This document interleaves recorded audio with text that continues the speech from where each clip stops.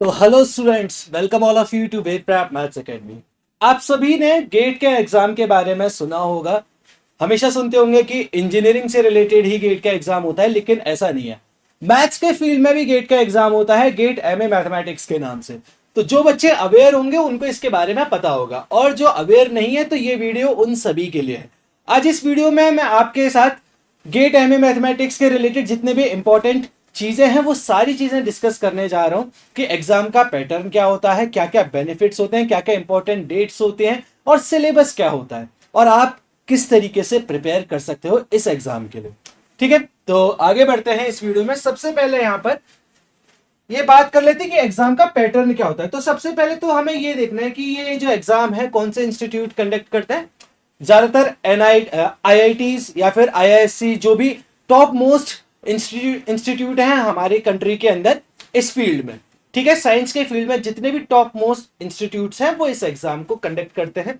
तो जैसे कि इस बार आईआईटी रुड़की ने ये एग्जाम कंडक्ट किया है। ठीक है, तो जितने भी टॉप मोस्ट आईआईटीज होती है साइंस के फील्ड में, या फिर जो आईआईएससीज होते हैं, आईआईएससी बेंगलोर, तो ये सारे इंस्टीट्यूट इस एग्जाम को कंडक्ट करते हैं। ठीक है, तो यहां पर सबसे पहले अगर मोड ऑफ एग्जामिनेशन देखा जाए तो mode of examination computer based test होता है, सीबीटी मोड होता है। ठीक है, सीबीटी मोड ये क्वेश्चन पेपर होता है। क्वेश्चन पेपर आपको कंप्यूटर सिस्टम पर सॉल्व करना होता है, वहां पर आपको ऑप्शन टिक करने होते हैं बस। ठीक है, और आपको क्वेश्चन सॉल्व करने के लिए स्क्रिबल पैड मिल जाता है, पेजेस मिल जाते हैं। ठीक, ड्यूरेशन क्या होती है एग्जाम की? तो ड्यूरेशन होती है यहाँ पर 3 आवर्स। ठीक है, और अगर नंबर ऑफ सब्जेक्ट्स, तो टोटल नंबर ऑफ सब्जेक्ट्स जिनमें ये गेट एग्जामिनेशन कंडक्ट किया जाता है वो होता है 30। तो ये हमसे रिलेटेड नहीं है इतना। और अगर मैं सेक्शंस की बात करूं तो 2 सेक्शन होते हैं। एक तो होता है जनरल एप्टीट्यूड का सेक्शन, और फिर दूसरा होता है कैंडिडेट सिलेक्टेड सब्जेक्ट, जो आपका कोर सब्जेक्ट है, जो आपका मेन सब्जेक्ट है। ठीक है, तो 2 सेक्शन में ये पेपर होता है। ठीक, अब यहां पर टाइप ऑफ क्वेश्चन, किस किस टाइप के क्वेश्चन पूछे जाते हैं? तो यहां पर एमसीक्यू टाइप के क्वेश्चन पूछे जाते हैं, एमएसक्यू टाइप के क्वेश्चन पूछे जाते हैं, और एनएटी टाइप के क्वेश्चन पूछे जाते हैं, न्यूमेरिकल आंसर टाइप क्वेश्चंस पूछे जाते हैं। ये सारी चीजें जो मैं आपको बता रहा हूं ये आपको ऑफिशियल वेबसाइट्स पर मिल जाएंगी। आप आईआईटी रुड़की की ऑफिशियल वेबसाइट पर जाकर के देख सकते हो। ठीक है, क्योंकि इस बार जो एग्जामिनेशन था आईआईटी रुड़की ने ही कंडक्ट किया, तो आप वहां से जाकर के सारी डिटेल्स ले सकते हो। स्टिल यहां पर मैं एक बार आपको बता देता हूं, एमसीक्यू मतलब मल्टीपल चॉइस क्वेश्चन यहां पर आपसे पूछे जाते हैं। ठीक है, जहां पर 4 ऑप्शन होते हैं जिनमें से एक ऑप्शन करेक्ट होता है। फिर नेक्स्ट टाइप ऑफ क्वेश्चन होता है एमएसक्यू, जहां पर मल्टीपल सिलेक्ट क्वेश्चन टाइप, इस टाइप के क्वेश्चन आपसे पूछे जाते हैं, जहां पर ऑप्शन तो 4 होंगे लेकिन वहां पर एक से ज्यादा ऑप्शन करेक्ट होते हैं।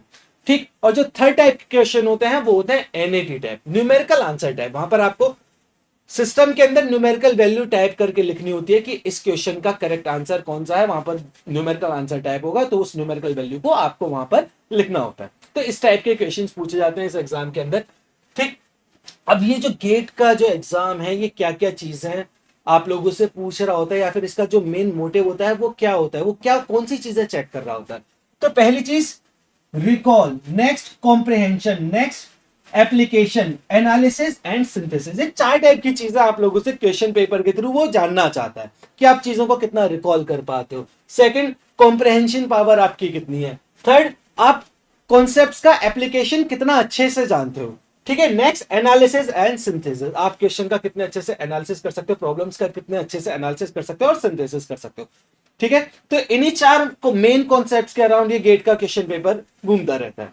ठीक है, अब यहां पर अगर मैं बात करूं एमए मैथमेटिक्स फील्ड के स्टूडेंट्स के लिए, अगर यहां पर बात करी जाए तो जो पेपर कोड होता है वो होता है एमए मैथमेटिक्स। ठीक है, ये आपको ध्यान देना है, पेपर कोड यहां पर जो होता है आपका एमए होता है। फिर यहां पर आपसे किस टाइप के क्वेश्चन पूछे जाएंगे? अगेन सेक्शन 2 ही होंगे, एक होगा जनरल एप्टीट्यूड का सेक्शन, दूसरा सेक्शन होगा सब्जेक्ट, जो कोर सब्जेक्ट होगा आपका। ठीक है, तो जनरल एप्टीट्यूड के सेक्शन में आपसे 15 मार्क्स के क्वेश्चन पूछे जाते हैं। ठीक है, जनरल एप्टीट्यूड का जो सेक्शन होता है वहां पर टोटल 10 क्वेश्चन होता है, वहां पर आपसे 15 मार्क्स के क्वेश्चन पूछे जाते हैं। और फिर जो कोर सब्जेक्ट होता है वहां से आपसे 85 मार्क्स के क्वेश्चन पूछे जाते हैं। मतलब जो क्वेश्चन पेपर होता है वो 100 मार्क्स का होता है। ठीक है, क्वेश्चन पेपर कितने मार्क्स का होता है? 100 मार्क्स का क्वेश्चन पेपर होता है।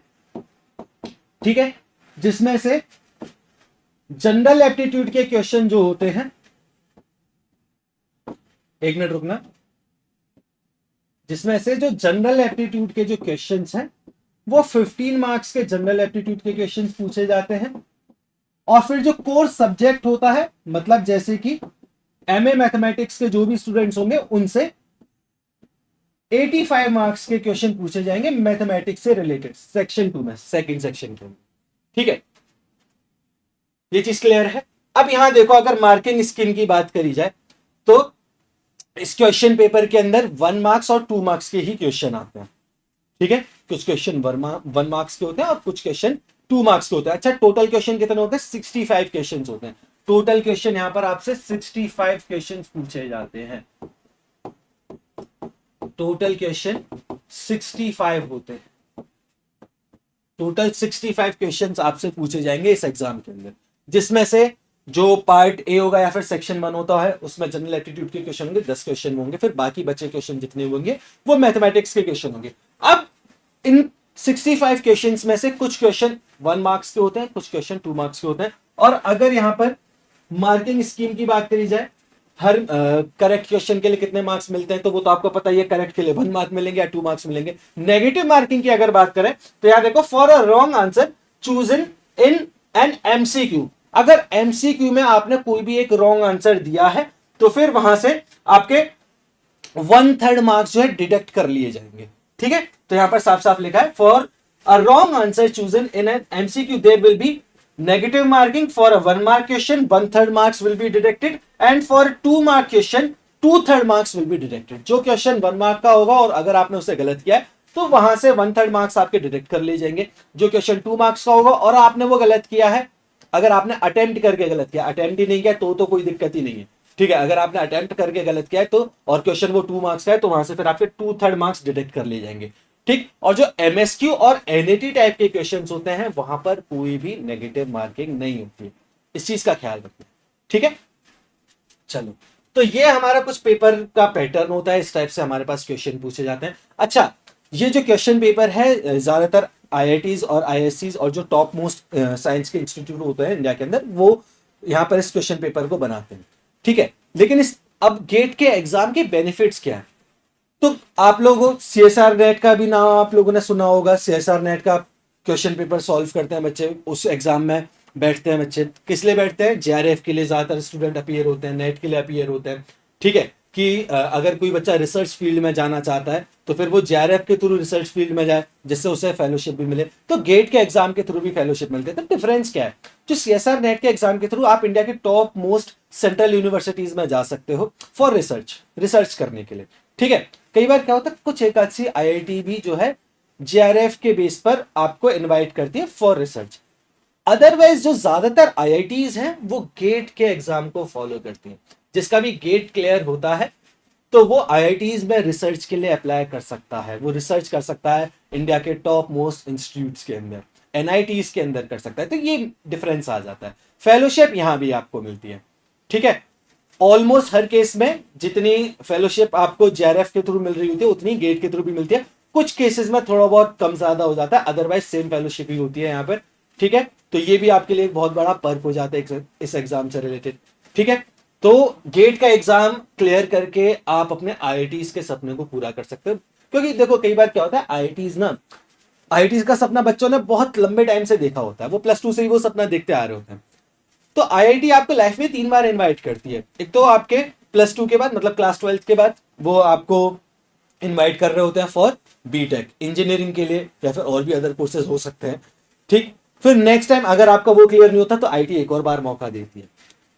आईआईटी जैम के एग्जाम के थ्रू आप मास्टर्स करने के लिए आईआईटीज में जा सकते हो। फिर अगर वहां पर भी आपको कोई चांस अगर नहीं मिल पाया तो एक और मौका होता है आपके पास रिसर्च के लिए। आप पीएचडी के लिए, आप रिसर्च के लिए आईआईटीज में जा सकते हो with the help of GATE examination. ठीक है, तो इस एग्जाम की हेल्प से आप आईआईटीज में जा सकते हो, अपना आईआईटी का सपना आप पूरा कर सकते हो। अगर मैं यहाँ पर इंपॉर्टेंट डेट्स की बात करूं कि कौन सी डेट को एप्लीकेशन फॉर्म आउट होते हैं, किस डेट का ये एग्जाम होता है, तो ऑलमोस्ट हर साल ये डेट्स है ना आसपास ही होती हैं, ज्यादा कोई चेंजेस नहीं होता है।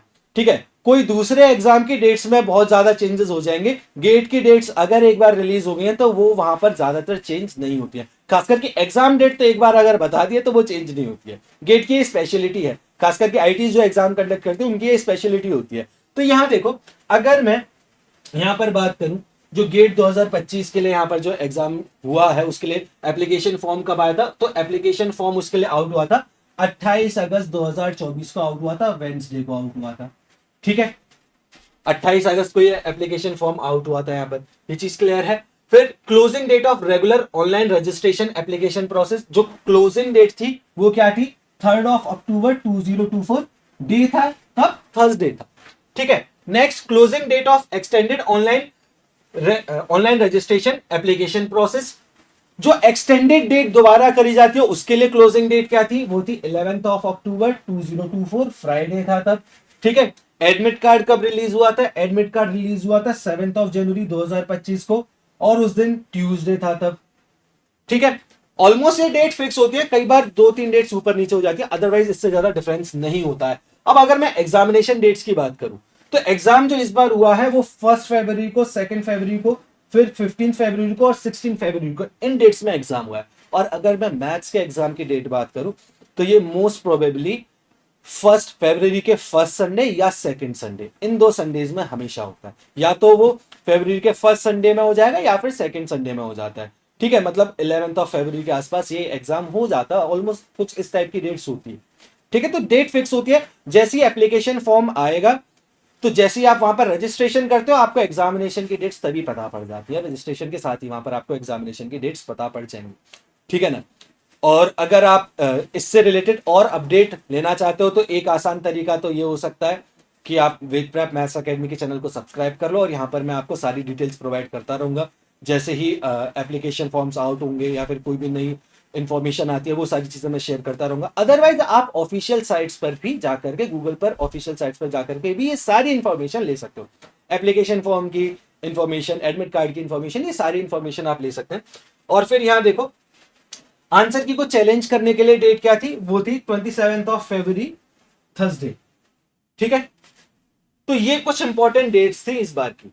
तो नेक्स्ट एग्जामिनेशन के लिए क्या क्या डेट्स हो सकती है, तो अगर यहां पर टेंटेटिव डेट्स की मैं यहां पर बात करूं कि एप्लीकेशन फॉर्म जो है 2026, गेट 2026 के लिए एप्लीकेशन फॉर्म कब आउट हो सकता है, तो वो अगस्त के लास्ट वीक से आपका स्टार्ट हो जाएगा, लास्ट वीक ऑफ अगस्त, है ना। मोस्ट प्रोबेबली हर बार यही होता है, अगस्त के लास्ट वीक में या फिर ज्यादा से ज्यादा खींचतान करके सितंबर के फर्स्ट वीक तक आपके एप्लीकेशन फॉर्म यहां पर आउट हो जाते हैं। ठीक है, और अगर इन एप्लीकेशन फॉर्म की क्लोजिंग डेट की बात करी जाए, रजिस्ट्रेशन प्रोसेस की क्लोजिंग डेट की बात करें, तो फिर अक्टूबर के फर्स्ट वीक में ये क्लोज हो जाता है। अक्टूबर के फर्स्ट वीक में एप्लीकेशन फॉर्म फिल होने क्लोज हो जाते हैं। ठीक है, और फिर अगर एक्सटेंडेड डेट की बात करें तो 10 अक्टूबर तक वो भी जा सकता है खींचतान करके, है ना, थोड़ा बहुत ऊपर नीचे करके। और फिर अगर एडमिट कार्ड की बात करें तो हमेशा जनवरी के फर्स्ट वीक में एडमिट कार्ड आ जाएगा, first week of January, first week of January यहां तक आपका एडमिट कार्ड आ जाएगा। और जो एग्जामिनेशन है वो आपका फरवरी में ही होता है हमेशा ही, चाहे वो किसी भी सब्जेक्ट का हो। अगर आप गेट का एग्जाम देने जा रहे हो वो हमेशा ही फेब में होगा। और फिर वो मैथ्स के फील्ड की अगर मैं बात करूं तो मैथ्स का exam first Sunday of February to second Sunday of February, इन 2 संडे में हो जाता है। ठीक है, तो ये फिक्स होता है, इसमें कोई चेंजेस नहीं आते हैं ओवर द ईयर जितना देखा गया। तो यहां पर आप नोट कर सकते हो, देख सकते हो, फर्स्ट संडे और सेकंड संडे ऑफ फरवरी। तो ये कुछ इंपॉर्टेंट डेट्स हैं आने वाले एग्जाम के लिए। ठीक है, तो ये हमारा पूरा पैटर्न मैंने आप सभी के साथ डिस्कस किया, क्या क्या इसके बेनिफिट्स होते हैं वो मैंने डिस्कस करे, इंपॉर्टेंट डेट्स क्या हो सकती हैं वो सारी चीजें मैंने आपको बताई। अब एक बार जरा यहां पर मैं कट ऑफ के बारे में भी बात करना चाहूंगा कि कट ऑफ क्या रहती है।